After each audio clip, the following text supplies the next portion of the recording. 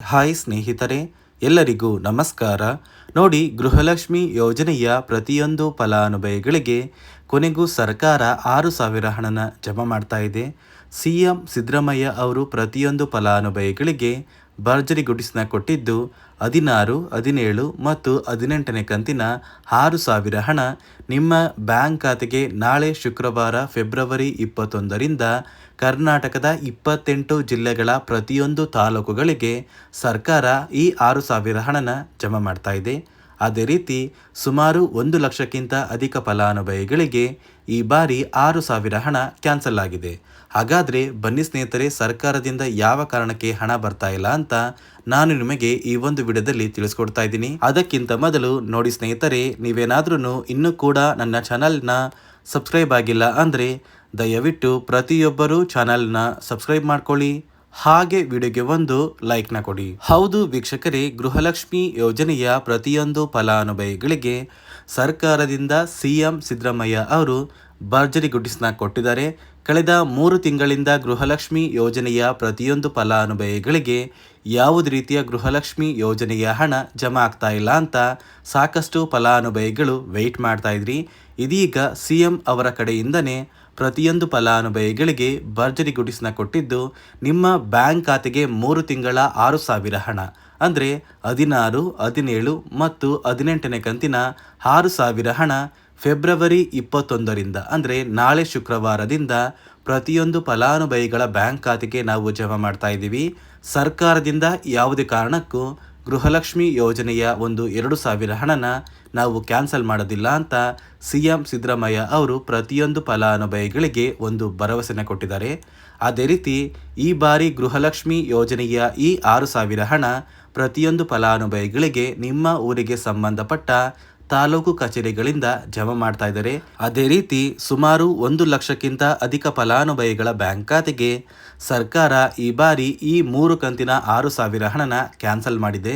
ಕಾರಣ ಏನು ಅಂದರೆ, ಇತ್ತೀಚೆಗೆ ಹಣಕಾಸು ಇಲಾಖೆ 5 ಹೊಸ ನಿಯಮಗಳನ್ನ ಜಾರಿಗೆ ತಂದಿದೆ ಮತ್ತು ಪ್ರತಿಯೊಂದು ಫಲಾನುಭವಿಗಳಿಗೆ ನಿಮ್ಮ ಊರಿಗೆ ಸಂಬಂಧಪಟ್ಟ ತಾಲೂಕು ಕಚೇರಿಗಳಿಂದ ನಿಮ್ಮ ಬ್ಯಾಂಕ್ ಖಾತೆಗೆ ಹಣ ಜಮಾ ಮಾಡ್ತಾರೆ. ಮೊದಲು ನಿಮ್ಮ ಬ್ಯಾಂಕ್ ಖಾತೆಗೆ ಹಣ ಜಮಾ ಆಗಬೇಕು ಅಂದರೆ ಪ್ರತಿ ತಿಂಗಳು ಹಣ ಜಮಾ ಮಾಡುವಂತಹ ಸಂದರ್ಭದಲ್ಲಿ ಪ್ರತಿಯೊಂದು ಫಲಾನುಭವಿಗಳ ಒಂದು ದಾಖಲಾತಿಗಳನ್ನ ಸರ್ಕಾರ ಮರುಪರಿಶೀಲನೆ ಮಾಡ್ತಾರೆ. ಅದೇ ಒಂದು ಕಾರಣಕ್ಕೆ ಈ 5 ಹೊಸ ನಿಯಮದ ಆಧಾರದ ಮೇಲೆ ಸುಮಾರು 1 ಲಕ್ಷಕ್ಕಿಂತ ಅಧಿಕ ಫಲಾನುಭವಿಗಳಿಗೆ ಈ ಬಾರಿ ಹಣ ಜಮಾ ಆಗ್ತಾ ಇಲ್ಲ. ಹಾಗಾದರೆ ಆ ನಿಯಮಗಳು ಏನು ಅಂತ ಕೂಡ ತಿಳ್ಕೊಳ್ಳೋಣ. ಅದಕ್ಕಿಂತ ಮೊದಲು ನಾಳೆ ಶುಕ್ರವಾರ ಫೆಬ್ರವರಿ 21ರಿಂದ ಕರ್ನಾಟಕದಲ್ಲಿ ಇರುವಂತಹ ಯಾವ ಜಿಲ್ಲೆಗಳ ತಾಲೂಕುಗಳಿಗೆ ಸರ್ಕಾರ 6,000 ಹಣನ ಜಮಾ ಮಾಡುತ್ತೆ ಅಂತ ನಾನು ನಿಮಗೆ ತಿಳಿಸ್ಕೊಡ್ತಾ ಇದ್ದೀನಿ. ನೋಡಿ ವೀಕ್ಷಕರೇ, ನಾನು ತಿಳಿಸುವಂತಹ ಒಂದು ಜಿಲ್ಲೆಗಳ ಹೆಸರು ಏನಿದೆ, ಈ ಒಂದು ಜಿಲ್ಲೆಗಳಿಗೆ ಸಂಬಂಧಪಟ್ಟ ಪ್ರತಿಯೊಂದು ತಾಲೂಕುಗಳಿಗೆ ಸರ್ಕಾರ 6,000 ಹಣನ ಜಮಾ ಮಾಡ್ತಾರೆ.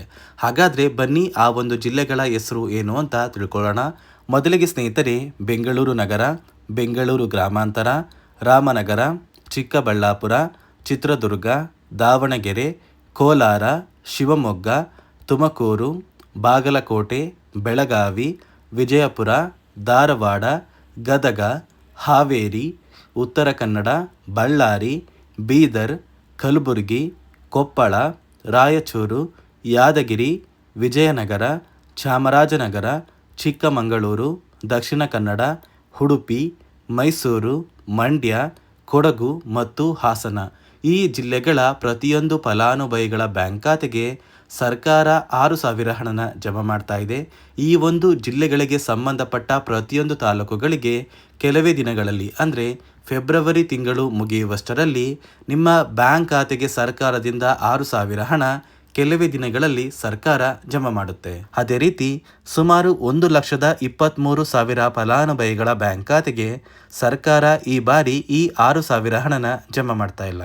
ಸರ್ಕಾರ ಗೃಹಲಕ್ಷ್ಮಿ ಯೋಜನೆಯ 16ನೇ ಕಂತಿನ ಹಣಕ್ಕಾಗಿ ಪ್ರತಿಯೊಂದು ಫಲಾನುಭವಿಗಳ ಒಂದು ದಾಖಲಾತಿಗಳನ್ನ ಮರುಪರಿಶೀಲನೆ ಮಾಡುವಂತಹ ಸಂದರ್ಭದಲ್ಲಿ ಸಾಕಷ್ಟು ಫಲಾನುಭವಿಗಳಿಗೆ ಸರ್ಕಾರ ಇತ್ತೀಚೆಗೆ ಜಾರಿಗೆ ತಂದಿರುವ 5 ಹೊಸ ನಿಯಮದ ಆಧಾರದ ಮೇಲೆ ಅವರ ಬ್ಯಾಂಕ್ ಖಾತೆಗೆ ಯಾವುದೇ ರೀತಿಯ ಗೃಹಲಕ್ಷ್ಮಿ ಯೋಜನೆಯ ಹಣನ ಜಮಾ ಮಾಡೋದಕ್ಕೆ ಆಗೋದಿಲ್ಲ ಅಂತ ತಿಳಿದು ಬಂದಿದ್ದು, ಸುಮಾರು 1,23,000 ಫಲಾನುಭವಿಗಳ ಒಂದು ಗೃಹಲಕ್ಷ್ಮಿ ಯೋಜನೆಯ ಹಣ ಸರ್ಕಾರ ಕ್ಯಾನ್ಸಲ್ ಮಾಡಿದೆ. ಹಾಗಾದರೆ ಬನ್ನಿ ಸ್ನೇಹಿತರೆ, ಸರ್ಕಾರ ಜಾರಿಗೆ ತಂದಿರುವ 5 ಹೊಸ ನಿಯಮಗಳು ಏನು ಅಂತ ನಾನು ನಿಮಗೆ ತಿಳಿಸ್ಕೊಡ್ತಾ ಇದ್ದೀನಿ. ನೋಡಿ ಸ್ನೇಹಿತರೆ, ಮೊದಲನೆಯ ಒಂದು ನಿಯಮ ಬಂದು ಗೃಹಲಕ್ಷ್ಮಿ ಯೋಜನೆಯ ಪ್ರತಿಯೊಂದು ಫಲಾನುಭವಿಗಳು ಯಾರೆಲ್ಲ ಇದ್ದೀರಾ, ನಿಮ್ಮ ಮನೆಯ ಪ್ರತಿಯೊಂದು ಸದಸ್ಯರ ಆಧಾರ್ ಕಾರ್ಡ್ನ ನಿಮ್ಮ ಬಳಿ ಇರುವಂತಹ ಒಂದು ರೇಷನ್ ಕಾರ್ಡಿಗೆ ಕಡ್ಡಾಯವಾಗಿ ಲಿಂಕ್ ಮಾಡಿಸ್ಬೇಕು. ಈ ಒಂದು ನಿಮ್ಮ ಆಧಾರ್ ಕಾರ್ಡ್ನ ಲಿಂಕ್ ಮಾಡಿಸೋದಕ್ಕೆ KYC ಅಂತ ಕರೀತಾರೆ. ಸಾಕಷ್ಟು ಫಲಾನುಭವಿಗಳ ಒಂದು ರೇಷನ್ ಕಾರ್ಡಿಗೆ KYC ಪೆಂಡಿಂಗ್ ಇದೆ. ಅದೇ ಒಂದು ಕಾರಣಕ್ಕೆ ಸರ್ಕಾರ ಈ ಬಾರಿ ಈ 5 ಹೊಸ ನಿಯಮಗಳನ್ನ ಜಾರಿಗೆ ತಂದಿದೆ. ಅದೇ ರೀತಿ ಎರಡನೆಯ ಒಂದು ನಿಯಮ ಬಂದು ಸಾಕಷ್ಟು ಫಲಾನುಭವಿಗಳ ಒಂದು ಆಧಾರ್ ಕಾರ್ಡ್ ಏನಿದೆ, ಆ ಒಂದು ಆಧಾರ್ ಕಾರ್ಡ್ 15 ವರ್ಷ ಅಥವಾ 15 ವರ್ಷಕ್ಕಿಂತ ಹೆಚ್ಚು ಹಳೆಯ ಆಧಾರ್ ಕಾರ್ಡ್ ಆಗಿದೆ. ಈ ಒಂದು ಫಲಾನುಭವಿಗಳು ಅವರ ಆಧಾರ್ ಕಾರ್ಡ್ಗೆ ಯಾವುದೇ ರೀತಿಯ ತಿದ್ದುಪಡಿ ಕೂಡ ಮಾಡಿಸಿಲ್ಲ ಮತ್ತು ಯಾವುದೇ ರೀತಿಯ ಒಂದು ಅಪ್ಡೇಟ್ನ ಕೂಡ ಮಾಡಿಸಿಲ್ಲ. ಅದೇ ಒಂದು ಕಾರಣಕ್ಕೆ ನಿಮ್ಮ ಆಧಾರ್ ಕಾರ್ಡ್ನ ನೀವು ತಿದ್ದುಪಡಿ ಮಾಡಿಸಿಲ್ಲ ಅಂದರೆ ನಿಮ್ಮ ಬ್ಯಾಂಕ್ ಖಾತೆಗೆ 2,000 ಹಣ ಜಮಾ ಆಗ್ತಾ ಇಲ್ಲ. ಮತ್ತೆ ಸ್ನೇಹಿತರೆ, ಸರ್ಕಾರ 16ನೇ ಕಂತಿನ ಹಣನ ಜಮಾ ಮಾಡುವ ಮುಂಚೆ ಪ್ರತಿಯೊಂದು ಫಲಾನುಭವಿಗಳ ಒಂದು ದಾಖಲಾತಿಗಳನ್ನ ಮರುಪರಿಶೀಲನೆ ಮಾಡಿದ್ದಾರೆ. ಈ ಒಂದು ಸಂದರ್ಭದಲ್ಲಿ ಫಲಾನುಭವಿಗಳು ಸರ್ಕಾರಕ್ಕೆ ತೆರಿಗೆನ ಕಟ್ತಾ ಇರೋದು ತಿಳಿದು ಬಂದಿದೆ. ಅದೇ ರೀತಿ 4ನೆಯ ಒಂದು ನಿಯಮ ಬಂದು ಸರ್ಕಾರದಿಂದ ಬರುವಂತಹ ಒಂದು ರೇಷನ್ನ ಕಳೆದ 3 ತಿಂಗಳಿಂದ ನೀವು ಪಡ್ಕೊಂಡಿಲ್ಲ ಅಂದರೆ ನಿಮ್ಮ ಬ್ಯಾಂಕ್ ಖಾತೆಗೆ ಗೃಹಲಕ್ಷ್ಮಿ ಯೋಜನೆಯ ಹಣ ಜಮಾ ಆಗೋದಿಲ್ಲ. ಮತ್ತೆ ಸ್ನೇಹಿತರೆ, 5ನೆಯ ಒಂದು ನಿಯಮ ಬಂದು ನಿಮ್ಮ ಒಂದು ವಾರ್ಷಿಕ ಆದಾಯ 7 ಲಕ್ಷಕ್ಕಿಂತ ಕಡಿಮೆ ಇರಬೇಕು. ಒಂದು ವೇಳೆ ವಾರ್ಷಿಕ ಆದಾಯ 7 ಲಕ್ಷಕ್ಕಿಂತ ಜಾಸ್ತಿ ಇದ್ದರೆ ನಿಮ್ಮ ಬ್ಯಾಂಕ್ ಖಾತೆಗೆ ಗೃಹಲಕ್ಷ್ಮಿ ಯೋಜನೆಯ ಹಣ ಬರೋದಿಲ್ಲ. ಈ 5 ನಿಯಮದ ಆಧಾರದ ಮೇಲೆ ಪ್ರತಿಯೊಂದು ಫಲಾನುಭವಿಗಳಿಗೂ ಹಣ ಜಮಾ ಆಗ್ತಾ ಇದೆ. ನಾಳೆ ಫೆಬ್ರವರಿ 21 ಶುಕ್ರವಾರದಿಂದ ಕರ್ನಾಟಕದಲ್ಲಿ ಇರುವಂತಹ ಈ ಒಂದು ಜಿಲ್ಲೆಗಳ ಪ್ರತಿಯೊಂದು ತಾಲೂಕುಗಳಿಗೆ ಸರ್ಕಾರ ಗೃಹಲಕ್ಷ್ಮಿ ಯೋಜನೆಯ 16, 17 ಮತ್ತು 18ನೇ ಕಂತಿನ 6,000 ಹಣನ ನಿಮ್ಮ ಬ್ಯಾಂಕ್ ಖಾತೆಗೆ ಜಮಾ ಮಾಡ್ತಾ ಇದೆ. ಕೆಲವೇ ದಿನಗಳಲ್ಲಿ ಪ್ರತಿಯೊಂದು ಫಲಾನುಭವಿಗಳು ಈ 6,000 ಹಣನ ನಿಮ್ಮ ಬ್ಯಾಂಕ್ ಖಾತೆಗೆ ಪಡ್ಕೋತೀರಾ ಅಂತ ಹೇಳ್ತಾ, ಇದಿಷ್ಟು ಗೃಹಲಕ್ಷ್ಮಿ ಯೋಜನೆಯ ಪ್ರತಿಯೊಂದು ಫಲಾನುಭವಿಗಳಿಗೆ ಸರ್ಕಾರದಿಂದ ಬಂದಿರುವಂತಹ ಹೊಸ ಮಾಹಿತಿಯಾಗಿದೆ. ನಾನು ಕೊಟ್ಟಿರುವಂತಹ ಮಾಹಿತಿ ನಿಮಗೆ ಇಷ್ಟ ಆಗಿದ್ರೆ ದಯವಿಟ್ಟು ಪ್ರತಿಯೊಬ್ಬರು ನನ್ನ ಚಾನಲ್ನ ಸಬ್ಸ್ಕ್ರೈಬ್ ಮಾಡ್ಕೊಳ್ಳಿ. ಹಾಗೆ ವಿಡಿಯೋಗೆ ಒಂದು ಲೈಕ್ನ ಕೊಡಿ.